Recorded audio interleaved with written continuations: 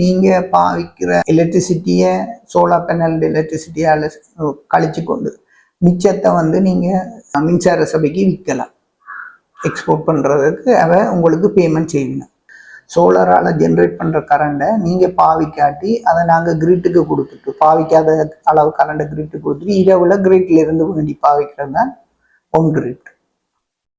Of கிரிட்ன்றது வந்து நீங்கள் solar பேனல்லேருந்து வெர்றைக்க பகலில் தான் உற்பத்தி ஆகும். அது பகலில் முழுக்க பாவிக்காத மிச்சத்தை வந்து ஒரு பேட்டரி நிறைய வெரைட்டியான பேட்டரி இருக்குது. ஏதாவது ஒரு பேட்டரியில் அந்த சேவ் பண்ணி அந்த பேட்டரியிலேருந்து தான் மெட்ட நேரம் நீங்கள் எடுத்து பாவிக்கிறது. அது கிரிட்டோட கனெக்ட் பண்ண தேவையில்லை.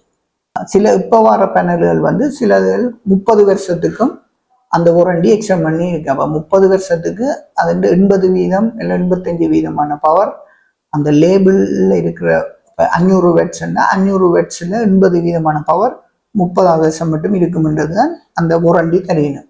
பெரியசா அந்த பராமரிப்பு வேலை இருக்காது, தேவைப்படையில்லை. இப்போ சில நாங்கள் போட்ட இடங்கள்ல இடங்கள்ல அந்த அப்படியான பராமரிப்பு தேவைப்படையில்லை. ஆக இந்த டஸ்டால் இதால் க்ளீன் பண்ணுறது, அதுவும் டஸ்ட்டும் வந்து இப்போ ஓரளவுக்கு நல்ல மழை பெய்ய வடிவாக க்ளீன் பண்ணும். அனைவருக்கும் வணக்கம். இந்த காணொலியில் என்னென்னா நாங்கள் வந்து ஒரு சோலார் பேனல் இன்ஸ்டாலேஷன் கம்பெனியான எக்கோஸ்டீம் என்ற கம்பெனிக்கு தான் வந்திருக்கிறோம். இந்த கம்பெனி வந்து யாழ்ப்பாணத்தில் அமைந்திருக்கு. இந்த காணொலியில வந்து அந்த சோலார் பேனல் இன்ஸ்டாலேஷன் மற்றது அதுக்கு எவ்வளவு கோஸ்ட் முடியும், அதில் என்னென்ன சவால்கள் இருக்கு, இது போன்ற பல விடயங்களை வந்து அந்த கம்பெனியோட ஓனர்கிட்ட வந்து நாங்கள் டிஸ்கஸ் பண்ணி அதை தான் இந்த காணொலியில பதிவிட்டு இருக்கிறேன். இந்த வீடியோ வந்து முழுமையாக பாருங்க, இது வந்து உங்களுக்கு மிகவும் பயனுள்ளதாக இருக்கும். என்னுடைய யூடியூப் சேனலை சப்ஸ்கிரைப் பண்ணி சப்போர்ட் பண்ணுங்க. வாங்க வீடியோக்குள்ள போகலாம்.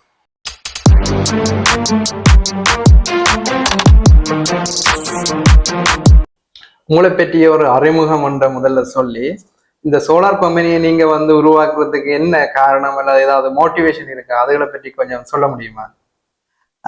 வணக்கம்.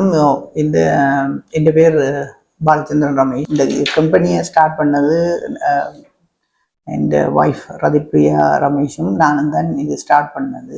முக்கியமாக இது இந்த மோட்டிவேஷன் என்னென்னா, நாங்கள் வளர்ந்தது எல்லாம் கூட பவர் கட்டான பீரியட்ல. அப்போ எங்களுக்கு இண்டிபெண்டாக எந்த நேரமும் ஒரு எலக்ட்ரிசிட்டி வேணுமென்ற ஒரு நிர்பந்தத்தில், அந்த நிர்பந்தத்தை எப்படி நாங்கள் அந்த தேவையை நாங்கள் இப்படி அச்சீவ் பண்ணலாம், இயற்கையாக கிடைக்கிற ஒரு சோர்ஸில் இருந்து என்ற இதை வச்சு கொண்டு தான் அந்த சோலாரில் இருந்து எப்படி பவர் எடுக்கிறது இதுகள நாங்கள் எக்ஸ்பெரிமெண்டில் எங்களோட வீட்டில் செய்ததை வச்சு கொண்டு அதன் அடிப்படையில் நாங்கள் வந்து இது ஒரு சர்வீஸை செய்து எங்கள் இந்திய மக்களுக்கும் அந்த பலனை கிடைக்கக்கூடியதை செய்கிறதுக்காகத்தான் இந்த கம்பெனி ஸ்டார்ட் பண்ணப்பட்டது. எங்களோட கம்பெனி வந்து எக்கோஸ்டீம் பிரைவேட் லிமிடெட். அதாவது இந்த மெயின் எங்களோட விஷன் வந்து எம்பவர் எனர்ஜி ஃப்ரீடம். அதாவது எனர்ஜி ஃப்ரீடத்தை எம்பவர் பண்ணுறதுக்கான நோக்கத்தில் எக்கோஸ்டீம் என்ற பேரை வச்சு நாங்கள் இதை ஸ்டார்ட் பண்ணாங்க. 2011ஆம் ஆண்டு. இப்போ 14வது வருஷம் வந்துட்டோம். இதை எங்களோட தேனியை தொடர்ந்து நடத்தி கொண்டு வரோம். ஒரு சாதாரண குடும்பம் உள்ள வீட்டுக்கு மின்சார தேவையை வந்து சோலார் பேனல் மூலம் பெறணுமெண்டா அதுக்கு எவ்வளோ அளவான சோலார் பேனல்ஸ் இன்ஸ்டால் பண்ணணும், மற்ற அந்த இன்ஸ்டாலேஷனுக்கு எவ்வளோ கோஸ்ட் முடியும்? ஒரு சாதாரண குடும்பம் என்று பார்க்க, இப்போ குடும்பத்துக்குரிய சக்தி என்று வரைக்கும் எங்களுக்கு பொதுவாக சோலார் பேனலை வந்து நாங்கள் கூரையிலையோ எங்கேயோ பொருத்தலாம். அதாவது வெயில் சூரிய ஒளி படக்கூடிய இடத்துல நாங்கள் அதை பொறுத்துறதால அதுலேருந்து எலக்ட்ரிசிட்டியை உற்பத்தி செய்யலாம். இப்போ வர சோலார் பேனல்ஸ்கள் எல்லாம் வந்து கிட்டத்தட்ட ஒரு 30 சதுர அடியில் அளவில் வருது ஒரு பேனல். அதே நேரம் இப்போ நீங்கள் ஒரு வீடு என்று பார்க்க எங்களோட அவரேஜாக எங்கேயில் நினைக்கிறேன் சும்மா ஒரு சாதாரண நடுத்தர குடும்பம் ஒரு 300 கிலோவாட் ஹவர் அல்ல 250லேருந்து 300 கிலோவாட் ஹவர் எலக்ட்ரிசிட்டி பாவிக்கணும். அப்போ அப்படி பார்க்க உங்களுக்கு ஒரு 3 கிலோவாட் சோலார் பேனல் போதுமானதாக இருக்கும். அதை விட கூட போடலாம் என்றாலும் பரவாயில்ல. பேனல் எண்ணிக்கையில் சொல்லணும்னா எண்ணிக்கை பேனல் எண்ணிக்கையிலேண்டா ஒரு 6 பேனல் அப்படி காணும். எவ்வளவு அதுக்கு கோஸ்ட் செலவாகும்? இப்போ வந்து 3 கிலோவாட்னா உங்களுக்கு ஒரு 4 லட்சம் ரூபா, ஒரு 5 லட்சம் ரூபாக்குள்ள செய்யலாம், செய்யக்கூடிய. அது அது வந்து வேறுபடும். நீங்கள் எந்த அடிப்படையில் செய்ய போகிறோம். இப்போ 2 விதமாக இருக்குது. ஒன்று வந்து ஒன் கிரிட்ல செய்யறது. அதை பற்றி ஒன் கிரிட் ஆஃப் கிரிட் அதை பற்றியும் கொஞ்சம் விளக்கமா சொல்லுவீங்க. 2 சிஸ்டமா செய்யலாம். சோலார்லேருந்து பவர் எடுக்கிறேன், சோலார் பேனல்லேருந்து பவர் எடுக்கிறேன்டா. ஒன் கிரிட் சிஸ்டமா எடுக்கிறேன்டா நீங்கள் ஒன் கிரிட் வந்து சோலார் பேனல் இன்வெர்டர் எல்லாம் போயிட்டு நாங்கள் மெயின் கிரிட் கனெக்ஷனோட கனெக்ட் பண்ணி பாவிக்கிறது. அதில் வந்து நீங்கள் அந்த எனர்ஜி சேவிங்ன்றது வந்து உண்மையாக கிரிட்லாம் நடக்கும். அதாவது நீங்கள் சோலாரால் ஜென்ரேட் பண்ணுற கரண்டை நீங்கள் பாவிக்காட்டி அதை நாங்கள் கிரிட்டுக்கு கொடுத்துட்டு, பாவிக்காத அளவு கரண்டை கிரிட்டுக்கு கொடுத்துட்டு இரவில் கிரிட்ல இருந்து வேண்டி பாவிக்கிறது தான் ஒன் கிரிட். ஆஃப் கிரிட்ன்றது வந்து நீங்கள் சோலார் பேனல்லேருந்து வெர்றைக்க பகலில் தான் உற்பத்தி ஆகும். அது பகலில் முழுக்க பாவிக்காத மிச்சத்தை வந்து ஒரு பேட்டரி நிறைய வெரைட்டியான பேட்டரி இருக்குது. ஏதாவது ஒரு பேட்டரியில் அந்த சேவ் பண்ணி அந்த பேட்டரியிலேருந்து தான் மெட்ட நேரம் நீங்கள் எடுத்து பாவிக்கிறது. அது கிரிட்டோட கனெக்ட் பண்ண தேவையில்லை. அப்போ இந்த 2 சிஸ்டத்தில் 2 விதமான கன்செப்டில் ஒன் கிரிட்னா உங்களுக்கு கோஸ்ட் கொஞ்சம் குறைவாக இருக்குது. மீனா நீங்கள் பேட்டரி சேவிங், அந்த சேவ் பண்ணுறதுக்குரிய பேட்டரின்ற வேலையை கிரிட் செய்ய போகுது. அப்போ அதனால் உங்களுக்கு பேட்டரி தேவைப்படாது. அப்போ ஒன் கிரிட் சிஸ்டம் கொஞ்சம் குறைஞ்ச ப்ரைஸில் கிடைக்கும். ஆஃப் கிரிட்னா உங்களுக்கு அடிஷனலாக பேட்டரி வேணும், அதுக்குரிய மற்ற இதுகள் வேணும். அப்போ அது கொஞ்சம் ப்ரைஸ் கூடவே இருக்கும். அது 2ம் செய்யலாம். அல்லாடி அதையும் விட on grid plus off grid பேட்டரியும் போட்டு வச்சிருக்கலாம். நீங்கள் உற்பத்தி செய்கிற மின்சாரத்தை சேமித்து அதை இரவுலேருந்து பேட்டரியிலேருந்து பார்க்கலாம். உதாரணத்துக்கு ஒரு மழை காலங்களில் சூரிய பேனல்லேருந்து உற்பத்தி செய்கிற எனர்ஜி குறைவுன்னா நீங்கள் கிரிட்லேருந்து எடுக்கக்கூடியதாகவும் இருக்குது. நாங்கள் வந்து சோலார் பேனலில் பூட்டி அதிலிருந்து எலக்ட்ரிசிட்டியை பெறும்போது அங்கே இருக்கிற எக்ஸஸான எலக்ட்ரிசிட்டியை வந்து மின்சார சபைக்கு வழங்கும் போது அவங்க பே பண்ணுவாங்கன்னு கேள்விப்பட்டிருக்கிறோம். அது வந்து இப்பயும் நடைமுறையில் இருக்கா? அந்த சாத்தியம் இருக்குது. இப்போ நீங்கள் ஒரு வீட்டிலேயோ ஒரு கூரையில் போடுற மின்சார சோலார் சிஸ்டத்தில் கிரிட்ல ஒன் கிரிட்ல கனெக்ட் பண்ணிட்டு அதில் 2 விதமாக நீங்கள் செய்யலாம். 2 விதமாக. ஒன்று வந்து நீங்கள் பாவிக்கிற எலக்ட்ரிசிட்டியை சோலார் பேனல் எலக்ட்ரிசிட்டியால் கழிச்சு கொண்டு மிச்சத்தை வந்து நீங்கள் மின்சார சபைக்கு விற்கலாம். எக்ஸ்போர்ட் பண்ணுறதுக்கு உங்களுக்கு பேமெண்ட் செய்யணும். அதை விட இன்னொரு மாதிரி இருக்குது. இப்போ நீங்கள் ஒரு வியாபார நோக்கமாக செய்கிறேன்டா கூரையில் சோலார் பேனல் சோலார் சிஸ்டத்தை போட்டுட்டு அவ்வளோ கரண்டையும் அப்படியே அவைக்கும் டிரெக்டாக விற்கலாம்.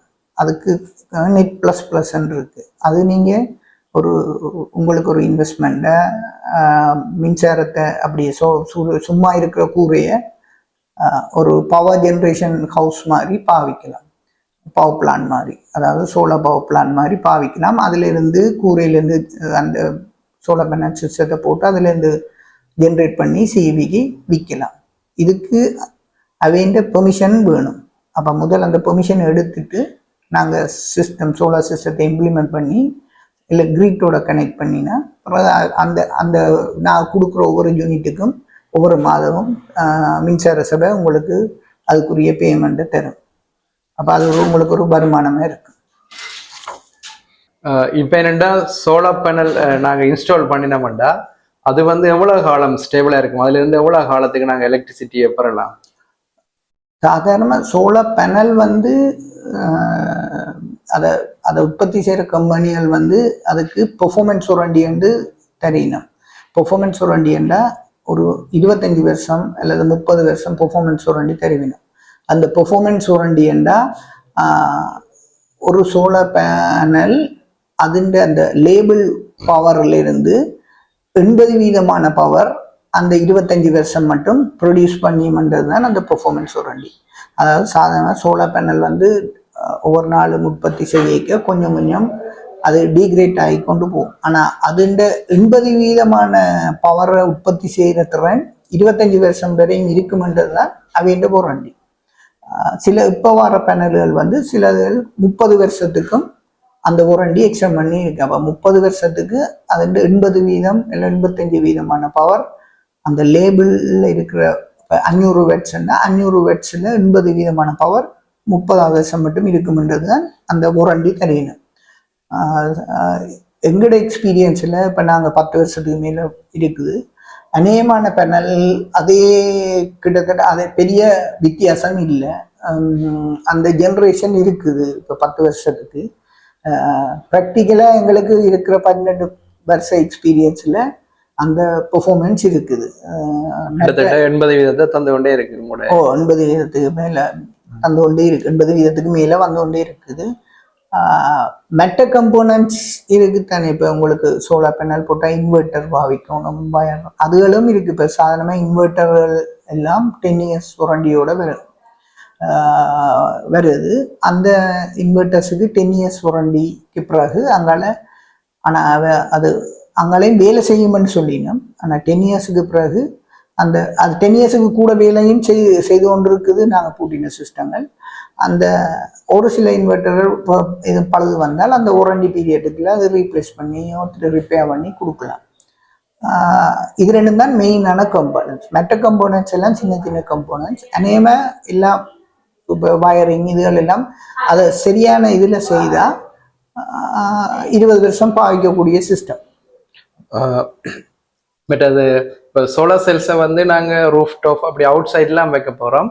அப்போ அதுன்ற பராமரிப்பு என்ன மாதிரி, அதுக்கு ஏதாவது செலவுகள் அப்படி அடிஷனலாக வருமா, இந்த மாதிரி? அது பராமரிப்புன்றது இப்போ நீங்கள் சரியான முறையில் அதை ஃபிக்ஸ் பண்ணினா, இன்ஸ்டால் பண்ணினா பராமரிப்புன்றது பெரிய அளவில் தேவைப்படாது. உங்களுக்கு அந்த சோலார் பேனலில் டஸ்ட் அல்லது வேறு இதுகள் வந்து அந்த கண்ணாடியை மறைக்கும் இதுகள்னா அதை கழுவி அதை க்ளீன் பண்ணுற வேலை வரும். அதை விட ரூட்டினாக ஓரளவுக்கு